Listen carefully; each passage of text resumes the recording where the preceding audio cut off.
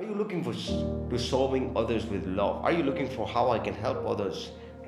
How I can operate in the love while serving others? The Bible says about this very clearly. Galatians chapter 5 verse 13 is stated like this: for you were called to be free. Listen carefully, brothers and sisters. Only do not use this freedom as opportunity for lust, flesh, but serve one another through love.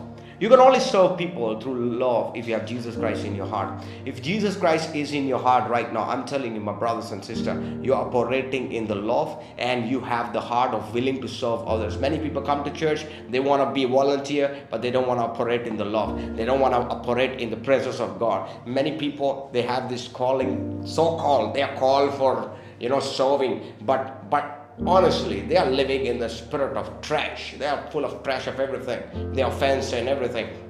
To operate in love, you have to remove all the things and let God be God and make God as the first priority. So, my dear brothers and sisters, the only way to serve others is with the love, and love is God, and you have to operate in God's word, and then you will have the love of God also in your life to serve others. God bless you.